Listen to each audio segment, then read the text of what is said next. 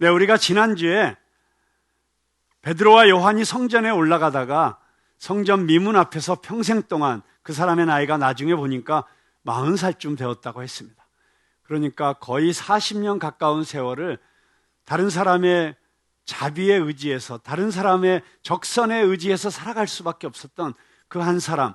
그래서 그의 매일매일의 삶의 소원은 오늘 하루 먹을 양식을 누군가의 불쌍히 여기는 마음으로 적선을 받아서 그냥 하루하루 죽지 못해 살아가는 이 생명을 연장해 나가는 것, 그 정도가 그의 삶의 목표였고 모든 것이었는데, 그래서 그날도 베드로와 요한이 지나가는 것을 보면서 한 푼만 달라고, 오늘 먹을 한 끼 식량을 살 수 있는 돈을 달라고 간절히 구하는 그를, 그때 성령의 충만함을 받은 베드로가 우리를 주목하여 보라 이야기하고, 은과 금은 내게 없으나 내가 지금 나에게 구하는 그것, 지금 네가 지금 나에게, 지금 너에게 가장 필요한 것이라고 생각하는 그것을 내가 너에게 줄 능력은 없지만, 그러나 내가 너에게 줄 것이 있어.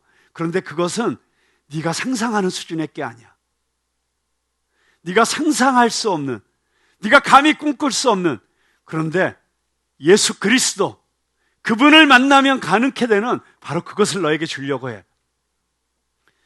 베드로가 이렇게 말할 수 있었던 이유는 무엇이었을까요?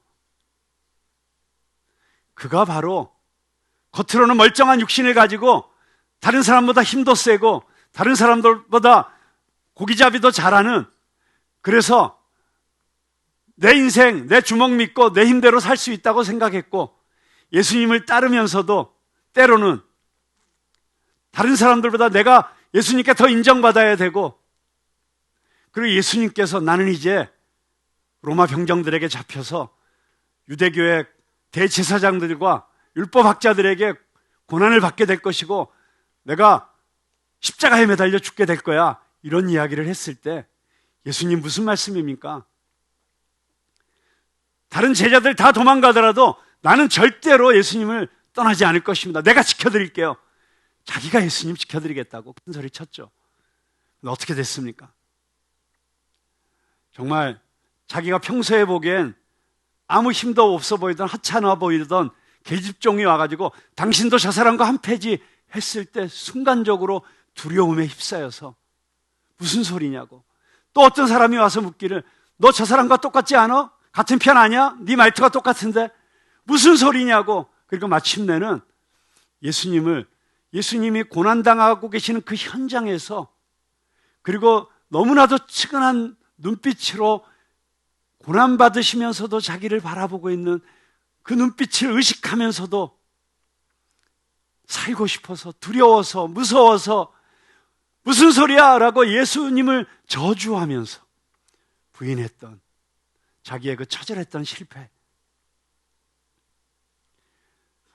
그때 예수님께서 예언하신 것처럼 3번 닭이 울었죠. 그 3번 닭 우는 소리를 들으면서 내가 닭 울기 전에 나를 3번 부인하리라 말씀하셨던 그 주님의 말씀이 생각나면서 내가 죄인이구나. 정말 내가 주님을 잘 따르겠다고 했지만, 내가 주님의 가장 탁월한 제자가 되겠다고 결심했지만, 다른 제자 다 떠나도 나는 주님을 배신하지 않을 거고, 그렇게 자기의 노력으로, 자기의 의로 무엇인가 해보려고 발버둥 쳤었지만 완전히 무너질 수밖에 없었던, 내 힘으로 하는 그 모든 것은 결국 파산으로 끝날 수밖에 없다는 것을 통절하게 깨닫고 바깥 어둠 속으로 달려나가서 통곡하며 울었던 베드로. 그 순간 그는 영적으로, 정신적으로, 심리적으로 안진뱅이가 되었던 것이죠. 그래서 부활하신 예수님이 나타났음에도 불구하고 고향 갈릴리로 돌아가, 다시 옛 직업으로 돌아가 고기를 잡고 있었어요. 그런데 이제는 고기가 많이 잡혀도 신나지도 않아요. 어떤 좋은 일이 있다고 해도 그냥 그 마음 속에는 나는 주님을 배신한 이 세상의 가장 못된 인간이야. 나는 이제 감히 주님 앞에 머리 들고 설 수 없을 거야. 그렇게 완전히 처절하게 깨져버려 주저앉아 있던 베드로를 찾아와서 그를 다시 일으켜 주신 예수님. 그리고 약속하셨죠. 베드로야, 네 힘으로 할 때 잘 안 됐지? 어려웠지? 걱정하지 마라. 주님과 따라다니면서 3년이나 따라다니면서도 결국 이렇게 무너질 수밖에 없었던 저였는데 어떻게 제가 주님을 또 배신하지 않고 부인하지 않고 주님을 잘 따를 수 있을까요? 걱정하지 마라. 내가 하늘로 올라가면 내가 너에게 전에 약속했던 바로 그 성령이 너에게 임하실 거야. 그 성령이 임하시면 너는 네가 할 수 없었던, 네 힘으로는 절대 불가능했던 일들을 가능하게 될 거야. 그 말씀을 믿고 회개하면서 주님 앞에서 기다렸을 때, 다른 제자들과 함께 기다렸을 때, 120명의 성도들과 함께 기다렸을 때 약속하신 성령이 임했고, 그 성령이 임하시자마자 여러분 잘 아시는 것처럼 베드로가 설교할 때 3,000명이 그날 회개하는 역사가 일어났지 않습니까? 깜짝 놀랐죠. 아니 어떻게 이런 일이. 그 두려움 가운데 있었던 베드로, 겁쟁이 베드로, 겉으로 보기엔 호방한 것 같고 남자다운 것 같았지만 사실은 그 속에 이런저런 이유로 마음속에 있었던 연약함과 두려움을 벗어버리고 그 모든 사람들 앞에서, 그리고 나중에 여러분 우리가 사도행전을 공부하면서 보다 보면 베드로는 예수 그리스도를 증거하다 감옥에 갇히게 됩니다. 그리고 그 당시에 요즘으로 치면은 뭐 거의 대통령이죠. 아니면 검찰총장이죠. 그런 사람 앞에 나가서 너 다시는 예수 이름으로 말하지 마. 한 번만 더 예수 이름으로 말하면 널 영원히 감옥 속에 쳐넣어 버릴 것이고 사형시킬 거야. 온갖 위협이 들어도 내가 어떻게 예수님을 증거하지 않을 수 있냐고 담대하게 외치는 이런 인물이 되었습니다. 베드로가 그걸 자기가 경험한 거예요. 안진뱅이였던, 이제는 다시는 일어설 수 없을 것이라고 생각했던, 자기를 벌떡 일으켜 주셨던 그 갈릴리 호숫가에서 여전히 고기를 잡고 있었는데 밤이 새도록 고기를 잡았지만 한 마리도 잡히지 않았어요. 그때 저 호숫가에서 누군가가 나타나서 야, 더 깊은 곳으로 가서 그물을 내려봐. 배 오른쪽으로 그물을 내려봐 했을 때 고기가 너무너무 많이 잡혀서 그 고기를 어떻게 할 수가 없을 정도로, 나중에 그 고기가 몇 마리였죠? 네, 153마리. 여러분 그 고기가 153마리라는 걸 누가 셌을까요? 제가 생각하기엔 베드로가 셌을 것 같아요. 왜냐하면 다른 제자들은 막 예수님 하고 달려가가지고 막, 근데 보니까 예수님이 불을 피워놓으시고 막 떡을 굽고 계셔. 근데 베드로는 차마 예수님 앞에 막 달려갈 용기가 안 나서 고기 세는 척하고 있었을 거예요. 그러다가 보니까 153마리라는 것도 셌겠죠. 근데 어쩔 수 없이 예수님 앞에 나왔는데 하필이면 예수님이 모닥불을 피워놓으셨어요. 여러분 그 모닥불을 보면 무슨 생각이 났을까요? 네, 자기가 부인했었던 그날, 그 밤, 그 계집종 앞에서 예수님을 부인했던 그 장면이 생각나지 않았을까요? 여러분 베드로가 그 153마리의 그물을 들어 올릴 때 갑자기 그 벌떡거리는 물고기들의 그 역동적인 힘을 느끼면서 그에게 또 순간적으로 떠올랐던 것은 무엇이었을까요? 처음 예수님을 만났을 때, 그때도 똑같은 일이 있었잖아요. 예수님은 지금 기가 막히게 베드로 한 사람을 회복시키시기 위해서 이 모든 장면을 연출하고 계신 거예요. 여러분 우리 주님이 이 세상 최고의 연출가인 건 아시죠? 하나님이 이 세상 최고의 예술가인 건 아시죠? 네, 그래서 아티스트 게더링을 할 때는 창조주 하나님을 먼저 바라봐야 돼요. 이 온 우주를 창조하신 하나님, 이 세상을 이렇게 아름답게 만드신 하나님, 비록 인간의 불순종으로 인해서 이 자연 만물조차도 탄식하면서 정말 하나님의 아들의 다시 나타남을 기다리고 있는 이런, 그리고 그 인간들이 자연을 잘 다스리라고 그렇게 정복하고 다스리라고 하는 것을 오해해가지고 막 파괴하고 있지만 사실은 그 말씀은 이 자연을 잘 케어하라는 말씀이었죠. 네. 그런데 그 아름다우신 하나님을 바라볼 때 그리고 그 모든 창조의 영감을 불어넣으시는 그 창조주 하나님을 바라볼 때 우리에게 상상할 수 없는 아이디어들이 생기는 것이죠. 저는 우리 하나님의 자녀들이 이 세상의 문화 예술계를 정복하게 되리라고 믿습니다. 겉으로 보기에는 이 세상의 문화와 예술이 너무 거대하고 어마어마한 자본을 사용해서 지금은 교회 음악, CCM이 너무 왜소해진 것 같고 축소된 것 같지만 여러분 걱정하지 마십시오. 전쟁은 내게 속한 것이 아니고 하나님께 속한 것이다. 하나님은 이미 다 계획을 가지고 계신다. 하나님은 정말 지금 유럽에 있는, 전 세계에 있는 우리 수많은 한국의 아티스트를 준비시켰어요. 옛날에 제가 코스타 한참 할 때 밀라노에 가보니까 그 밀라노 한 도시에만 성악하는 유학생이 1,500명이더라고요. 그 밀라노 한인교회라는 교회 가서 예배를 드리는데 전교인이 500명이에요. 그 중에 350명의 전공이 성악이에요. 성가대가 70명인데 전공이 아닌 사람은 쓸 수도 없어요. 국립합창단보다 더 잘해요. 제가 설교를 하기 위해서 앞에 강대상에 이 전통적인 교회는 이 앞에 설교자, 예배 사회자 다 앉아있잖아요. 기도 순서자. 앞에 앉아서 회중찬송을 부르는데 정말 제 평생의 찬송을 부를 때 가장 큰 그 장엄한 압도감, 정말 앞에서 거대한 파도가 몰려오는 거 생각해 보세요. 350명의 성악가들이 그 잘 울리는 공간에서 막 찬양을 부르는데 와 진짜 어마어마하게 이 꿈인가 생신가. 나중에 우리가 하늘나라에 가서야 그 수준 이상의 찬양을 경험하지 않겠나. 그때 그 교회 다니는 그 유학생들하고 얘기를 나누니까 이런 얘기를 하더라고요. 전 세계에서 가장 서기 어려운 무대가 밀라노 한인교회 헌금 특송이다.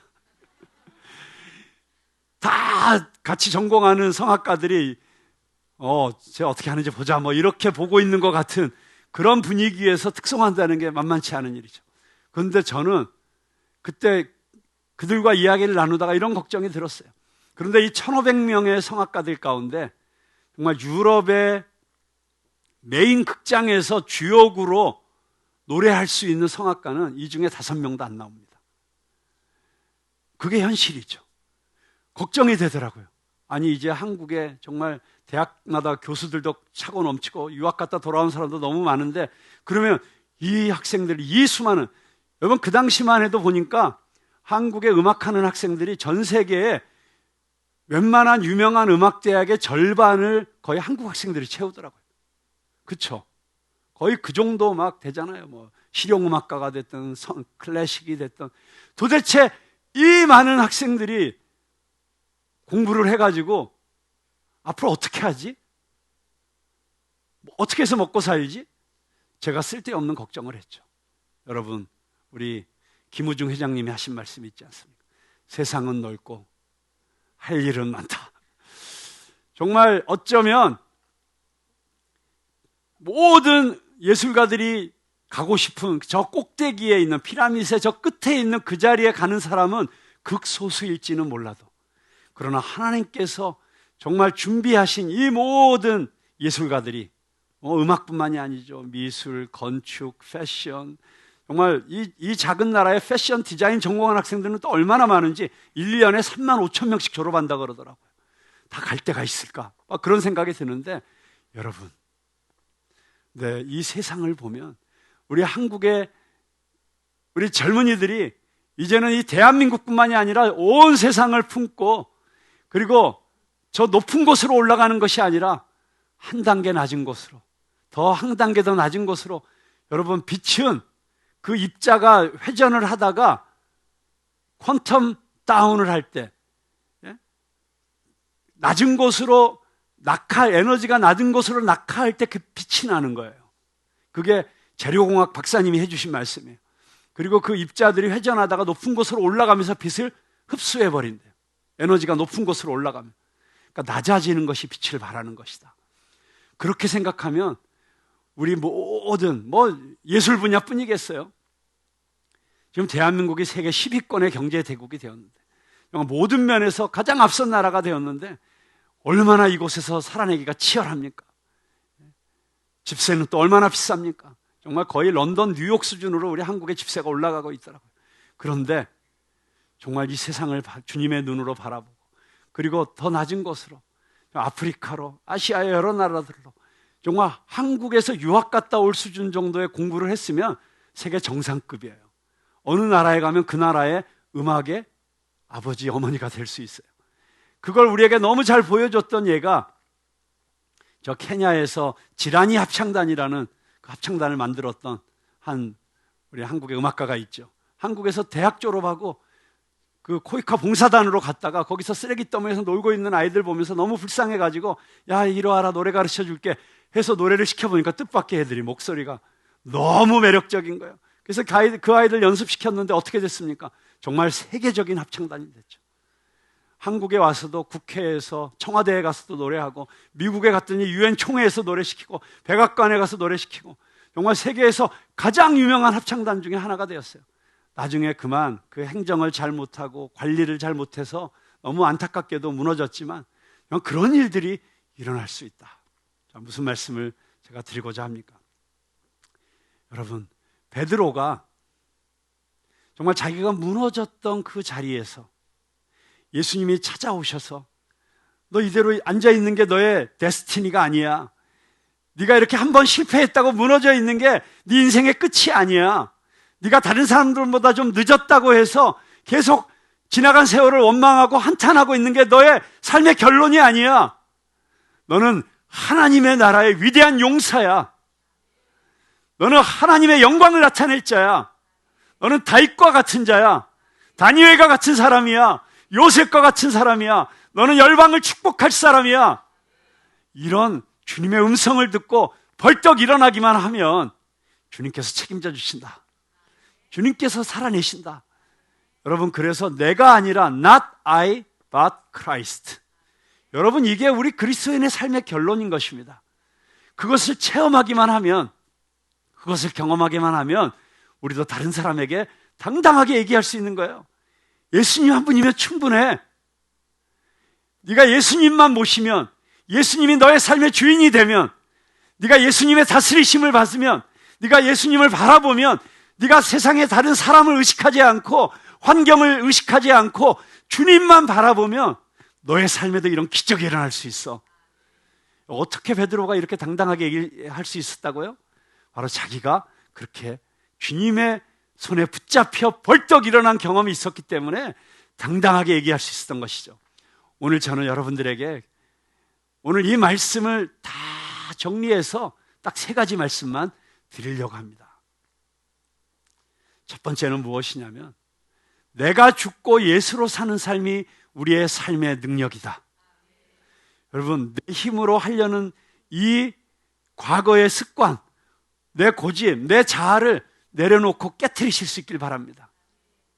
여러분, 신앙생활을 하다 보면 제일 문제되는 게 뭐예요? 여러분, 신앙생활을 그동안 10년, 20년, 30년, 40년 해오셨는데, 해오시면서 가장 자기 신앙에 방해가 되고 자기를 어렵게 했던 게 누구예요? 어떻게 하셨어요? 경험해 봤으니까 다 알죠. 여러분, 우리가 지금 하고 있는 이 뮤지컬 아바의 주인공이 누군지 아십니까? 요나예요. 요나. 그리고 이 아바라는 뮤지컬이 참 재미있는 게, 우리가 알고 있는 구약 성경의 그 도망갔던 선지자 요나하고 돌아온 탕자의 이름이 요나예요. 그래서 둘이 내가 지금 잘못 얘기하고 있네.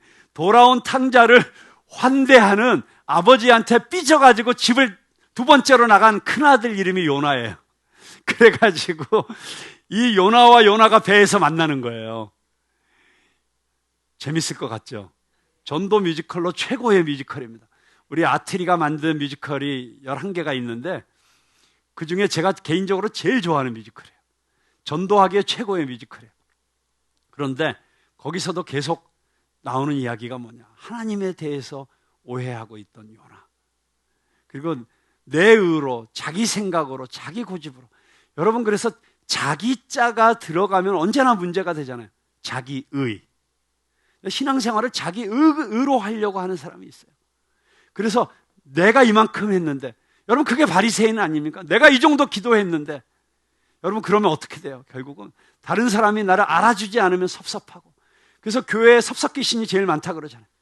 목회자가 제일 어려운 게 섭섭한 사람 마음 달래주는 게 제일 어렵잖아요. 왜 그런 일이 일어났습니까? 그래서 자기의, 자아, 자기 고집, 자기 생각, 이 자아가 들어가면, 그러면 그게 우리 신앙생활을 방해하는 가장 큰 요소가 되는 거예요. 그래서 우리 옛날에 부흥사 목사님들이 부흥회 가면 꼭 이렇게 가르쳤어요. 누군가를 가리키고 환경을 가리킬 때 보면 손가락 세 개는 자기를 가리키고 있다고. 남에게 하나 지적할 게 있으면 자기에게는 세 가지 지적할 게 있다고. 누가 문제냐? 나가 문제다. 자, 우리 옆에 있는 사람에게 죄를 고백하시길, 나가 문제였습니다. 여러분, 예수님을 믿는다고 하는 것은 내가 죽고 예수님이 내 안에 사시는 것입니다. 그런즉 이제는 내가 사는 것이 아니요 내 안에 그리스도께서 사시는 것이라. 여러분, 그렇게 될 때 우리의 삶이 주님을 닮아가게 되고, 그래서 우리의 신앙생활의 목적은 무엇입니까? 점점 나는 작아지고 내 안에 주님이 커지시는 것입니다. 박로해라는 시인이 작아지자라는 시를 썼더라고요. 저는 이분이 신앙적인 고백으로 이 시를 썼는지, 아니면 자기의 어떤 그 생각과 자기의 철학과 사상을 깊이 묵상하다가 이 글을 썼는지 모르겠어요. 그런데 이 작아지자라는 시의 내용이 어쩌면 우리 모든 그리스도인들의 삶의 목표가 돼야 되지 않을까, 그런 생각이 들었습니다. 작아지자, 아주 작아지자.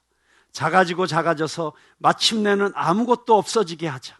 자신을 지키려는 수고도 작아지면, 아주 작아지면 텅 비어 여유로우니 내 사랑의 시작은 작아지는 것이요 나의 성숙은 더욱 작아지는 것이며 나의 완성은 아무것도 없어지는 것. 작아지자, 아주 작아지자. 작아져 순결한 내 영혼의 세상을 담고 세상의 슬픔과 희망을 담고 작아지고 작아져서 마침내는 아무것도 없어진 나. 캐톨릭 신자인 박노해 시인이 아마도 그 작아지고 작아져서 내가 없어진 자리에 주님이 가득 채워주시기를 기도하며 이 시를 쓰지 않았을까 짐작해 봅니다. 여러분, 그렇습니다. 하나님께서 제일 싫어하시는 우리의 그 중대한 죄가 무엇입니까? 그것은 교만입니다. 교만. 그런데 그 교만이라는 게 무엇입니까? 내가 하나님의 자리에 있으려고 하는 것입니다. 그래서 여러분, 모든 우상을 보면 그 우상의 그 뒤에는 자아가 숨어 있어요. 결국 우상을 파괴한다는 것은 자아를 깨트리는 거예요. 자아가 깨어지는 것, 나를 비우는 것, 그것을 겸손이라고 합니다. 그래서 어거스틴이 뭐라고 했습니까? 제자들이 와서 우리 그리스도인의 가장 중요한 덕목은 무엇입니까? 그럴 때 겸손이다 라고 얘기했습니다. 또 다른 제자가 물었습니다. 그럼 겸손 외에 두 번째 큰 덕목은 무엇입니까? 어거스틴이 대답했습니다. 두 번째도 겸손이다. 또 다른 제자가 물었습니다. 선생님, 겸손 말고 또 다른 덕목이 없습니까? 세 번째 덕목은 무엇입니까? 세 번째도 겸손이다. 겸손이 그렇게 중요한 것이죠. 근데 여러분, 겸손에 대해서 우리가 때로는 오해할 때가 있어요. 겸손이 무엇이냐? 그러면 남보다 나를 좀 못하게 여기고 내가 이만큼 할 수 있죠. 저 요거밖에 못해요. 뭐 그게 겸손이라고 생각할 때가 있습니다. 아닙니다.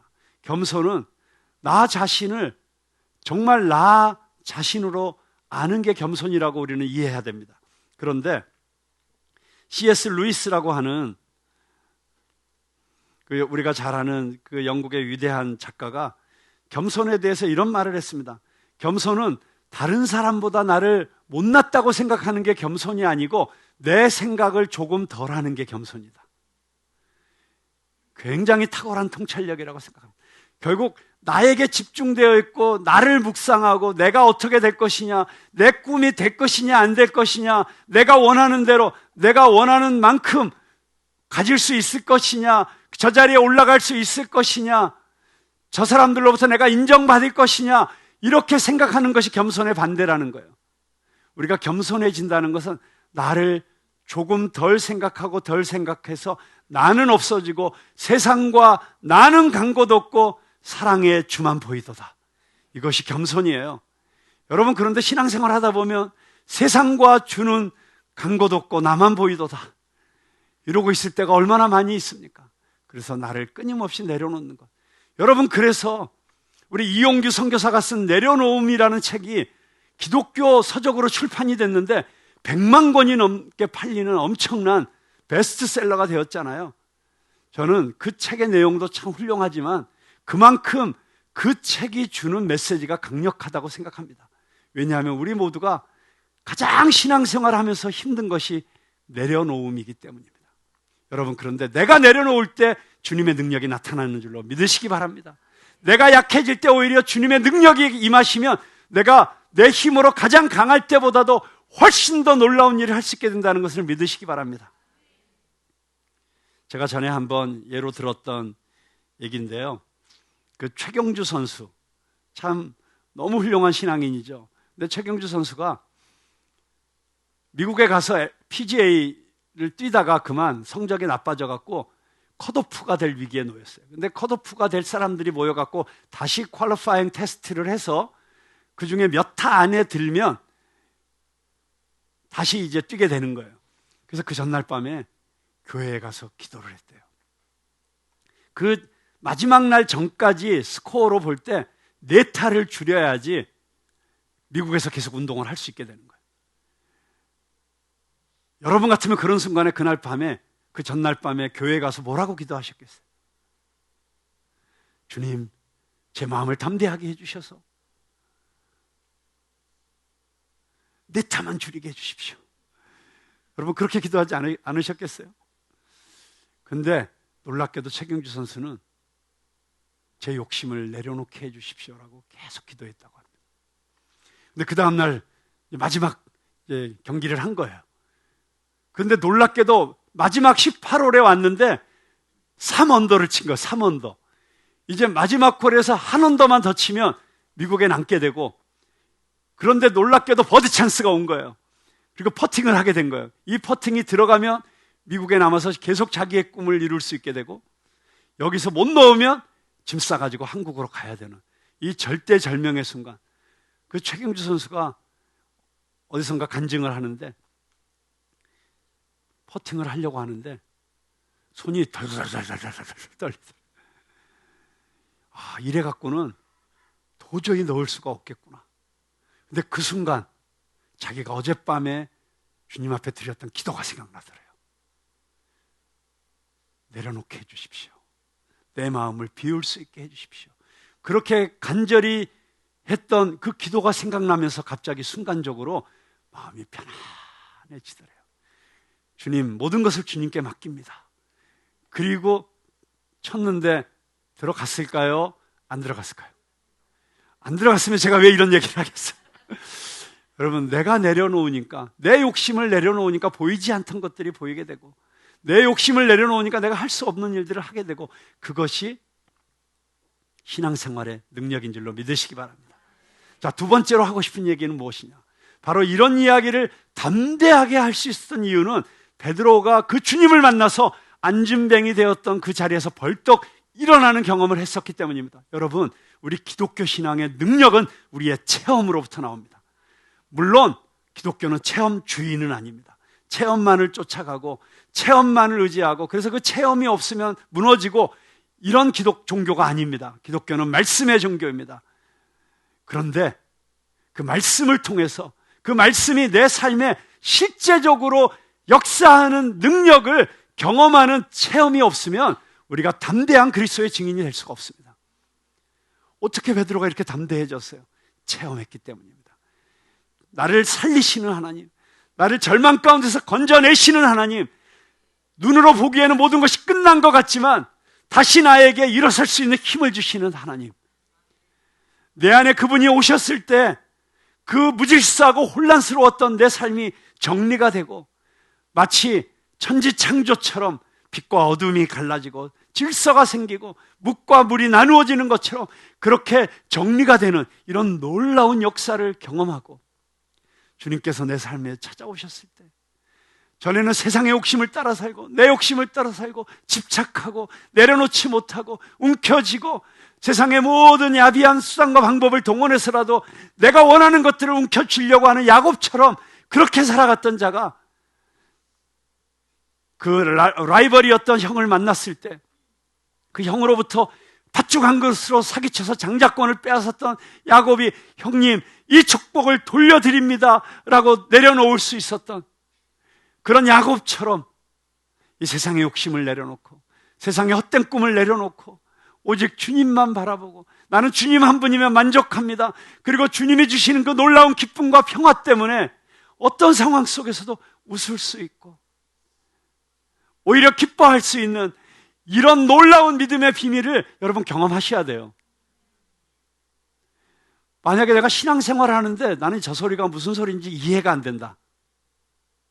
그냥 교회만 왔다 갔다 하면 여러분 그 성전 미문 앞에서 그날 하루 먹을 것을 구걸하는 그 안진뱅이와 다를 것이 없는 신앙생활을 하고 있는 것입니다. 여러분 왜 성전 문 앞에서 거기서 그냥 세상의 헛된 것들을 구하고 있습니까? 벌떡 일어나서 성전 문 안으로 들어가실 수 있기를 바랍니다. 그 안진뱅이처럼 걷기도 하고 뛰기도 하고 하나님을 찬양하기도 했다.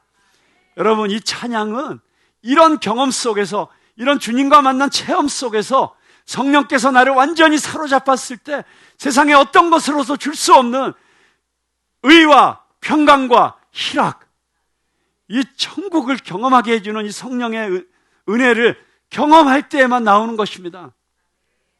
여러분 여전히 내 입에서 불평이 나오고 있습니까? 여전히 내 입에서 불만이 터져나오고 있습니까? 원망이 터져나오고 있습니까? 자신에 대해서 자기 연민에서 빠져나오지 못하고 있습니까?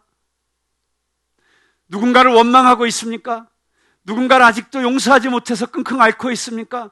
나보다 잘 나가는 누군가를 바라보며 시기하고 질투하고 있습니까? 여러분, 예수 그리스도를 여러분의 주님, 다시 한번 여러분의 마음에 왕으로 초대하실 수 있길 바랍니다. 예수 그리스도는 우리의 왕이십니다. 그리스도이십니다. 메시아이십니다. 그분이 우리 안에 오시면 세상 아무것도 두렵지 않아요.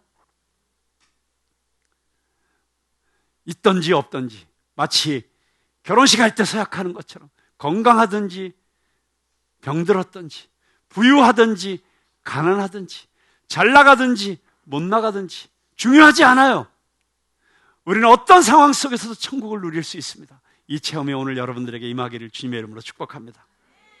자, 마지막 세 번째는 25절과 26절에서 베드로가 한 말입니다. 너희는 선지자들의 자손이요 또 하나님이 너희 조상과 더불어 세우신 언약의 자손이라. 아브라함에게 이르시기를 땅 위의 모든 족속이 너의 씨로 말미암아 복을 받으리라 하셨으니 하나님이 그 종을 세워 복 주시려고 너희에게 먼저 보내사 너희로 하여금 돌이켜 각각 그 악함을 버리게 하셨느니라. 자, 이 베드로의 설교의 결론처럼 하는 말이 무엇입니까? 베드로는 지금 굉장히 놀라운 설교를 하고 있어요. 지금 깜짝 놀라서 자기를 주목하고 자기를 꼭 붙잡는 안진뱅이와 도대체 이게 무슨 일인가 놀라는 이 사람들에게 베드로는 말하고 있습니다. 너희가 어찌하여 놀라느냐? 이건 놀랄 일 아니야.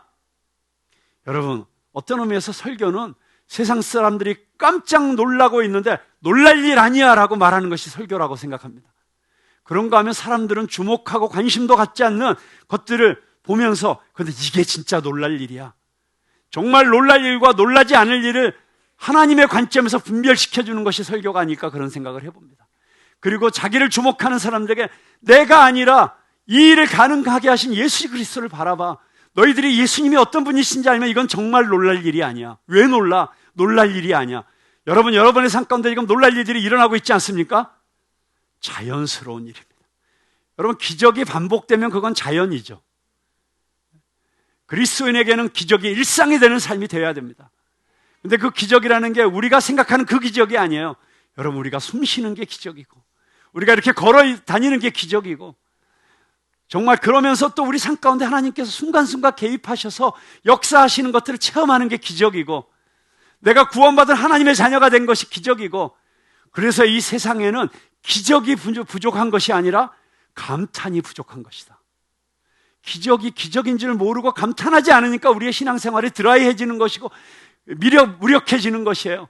여러분, 이것을 바라볼 수 있는, 해석할 수 있는, 그래서 지금 베드로가 하고 있는 일이 무엇입니까? 지금 이 일이 어떤 일인지를 해석해주고 있어요. 근데 그 해석을 어떤 관점에서 하고 있어요? 첫째는 성경적으로 하고 있어요. 여러분, 베드로가 언제 이렇게 성경 많이 읽었지 싶은데, 이야, 정말 창세기부터 모든 말라기까지 이르는 그 구약 성경을 곳곳에서 인용하면서 여러분, 말씀을 가지고 지금 이 상황을 해석하고 있어요. 두 번째로는 베드로는 창조로부터 지금까지 하나님의 구속사의 그 역사적 관점에서 해석하고 있어요. 여러분, 지금 내 삶에서 내가 겪고 있는 이 시간을 해석할 수 있는 시각이 생기면 우리는 승리할 수 있어요. 여러분, 왜 견뎌내지 못합니까? 해석이 안 되니까 견뎌내지 못하는 거예요. 왜 나에게 이런 어려움이 생겼지? 왜 나에게 이런 고난이 찾아왔지? 갑자기 왜 내 육신이 이렇게 연약해졌지? 왜 갑자기 생각지도 않던 이런 일들이 생겼지? 그것이 좋은 일이든 힘든 일이든 상관없이 여러분, 우리에게 중요한 것은 구속사의 시각으로 우리의 현재를 해석할 수 있는 능력이 있어야 된다는 거예요. 여러분, 신앙의 힘은 해석의 능력입니다. 그러기 위해서는 우리는 성경을 알아야 돼요. 그리고 하나님의 역사를 알아야 됩니다. 비블리칼, 히스토리칼, 이 두 가지 굉장히 중요한 단어를 여러분 기억하십시오. 우리는 성경적으로 우리의 삶을 바라볼 줄 알아야 되고 이웃과 세상을 해석할 수 있어야 돼요. 그리고 역사적 관점에서, 그것도 세상의 역사가 아니라 하나님 나라의 역사의 관점에서 오늘 이 시간을 해석할 수 있어야 됩니다. 그래서 깜짝 놀라는 자들에게 하나님이 보내신 예수를 너희가 죽였잖아. 그런데 그 죽인 예수를 하나님께서 다시 살리셨어. 그리고 성령을 보내주셨어. 그래서 우리가 그분을 믿기만 하면 이런 일들이 일어나는 거야 라고 가르쳐 줄 수 있는 이런 놀라운 복음의 증인이 되는 것입니다. 여러분, 베드로가 이런 설교를 할 수 있었던 게 뭐예요? 바로 오늘 말씀에 읽은 것처럼 우리가 이 일의 증인이라. 증인이라는 뜻은 무슨 뜻이에요? 내가 보았다는 거예요. I witness. 내가 경험했다는 거예요. 그래서 목에 칼이 들어와도 부인할 수가 없어요. 지금 예수 그리스도께서 살아계시다고 하는 사실을 부인할 수가 없어요. 지금 내 삶에 역사하시고 계시다는 사실을 부인할 수가 없어요. 너 예수 믿으면 죽인다라고 하는 총칼의 위협 앞에서도 부인할 수가 없어요. 왜냐하면 증인이기 때문에. 그래서 이 증인은 마지막 세 번째 중요한 해석의 관점이 있어요. 비블리칼, 히스토리칼, 마지막에 뭐예요? 글로벌. 코로나 이후에 미국의 많은 복음주의권 신학자들이 모여가지고 정말 너무 어려워진 교회 목회의 환경 속에서 우리가 성도들을 정말 하나님의 백성으로 잘 양육하기 위해서 꼭 붙잡아야 될 것이 무엇이냐라고 한참 토론을 했는데 그 토론의 결론이 바로 이 세 단어였어요. 모든 설교자들은, 목회자들은 양떼들을 먹일 때, 성경을 해석할 때 비블리칼해야 된다. 맞죠? 여러분, 성경에 근거하지 않으면 안 됩니다. 여러분, 정원 모임도 이 비블리칼해지기를 주님의 이름으로 축복합니다. 두 번째가 히스토리칼이에요. 그러니까 좁은 시각으로 지금 요거만 보지 말고 역사 전체를 볼 수 있는 그런 큰 그릇을 가진 우리 그리스도인들이 되기를 바랍니다. 하나님의 역사를 볼 수 있는 눈을 가진 자들이 되기를 바랍니다. 그런데 세 번째가 뭐냐? 글로벌이라는 거예요. 지금 내가 살고 있는 이 지역만 보지 말고 전 세계에서 하나님이 일하시고 있는 것을 보라는 거예요. 여러분, 그래서 선교가 중요한 것입니다. 선교적 시각을 갖는 것이 중요한 것입니다. 그럴 때 교회는 참된 교회가 될 수 있고 능력 있는 교회가 될 수 있습니다. 개인도 마찬가지입니다. 비블리칼하고 히스토리칼한 시각을 갖고 그리고 글로벌한 꿈을 가진, 그런데 이런 얘기가 있죠. Think globally, act locally. 그렇다고 글로벌한 시각을 가졌다고 해서 저 멀리만 생각하고 지금 내 앞에 있는 일은 등한히 하는 그런 사람이 되면 안 된다는 거예요. 지금 이 지역교회 안에서, 이 푸른나무교회 안에서 내게 맡겨주신 사명, 이걸 붙잡고, 그리고 이 강남 한복판에서 내가 해야 될 일을 생각하고, 먼저 이 대한민국에서, 그리고 가장 가까이 있는 마치 예루살렘에게 있어서 사마리아와도 같은 북한을 품고, 그리고 중국을 품고, 우리에게 원수와 같은 나라였던 일본을 품고, 그러면서 점점 더 지경을 넓혀가는 것, 그게 우리 그리스도인들이 살아야 될 마땅한 삶의 방향이라고 하는 것입니다. 여러분, 그렇게 될 때 우리는 복의 근원이 될 것이라고 하는, 천하 만국이 너로 인하여 복을 받게 될 것이라고 하는. 근데 여러분, 옛날 성경은 복의 근원이라고 해석했지만 그 성경의 오리지널한 뜻은 너는 복이 될지니라. 나 자신이 복이 된다는 거예요. 그러니까 내가 가는 곳마다 거기에 복이 임할 수밖에 없는 거예요. 여러분, 우리 그리스도인들의 사명은 내가 가는 곳마다 복을 그곳에 임하게 하는 축복의 통로가 되는 것입니다. 그런데 그렇게 살 때 내가 어떻게 했다고 나 좀 알아줘가 아니라 나는 그저 파이프에 불과하다. 생명수 대신 예수 그리스도를 흘려보내는 파이프. 물을 마셔야지 왜 파이프에 주목하느냐? 달을 가리키는데 왜 손가락을 바라보고 있느냐? 우리가 그런 자세로 나는 죽고 주님이 살아계시는 이런 놀라운 삶을 살 때 우리는 베드로처럼 이런 능력 있는 사도행전의 역사, 액트 29의 역사를 써가는 저와 여러분, 그리고 우리 푸른나무교회가 될 줄로 믿습니다.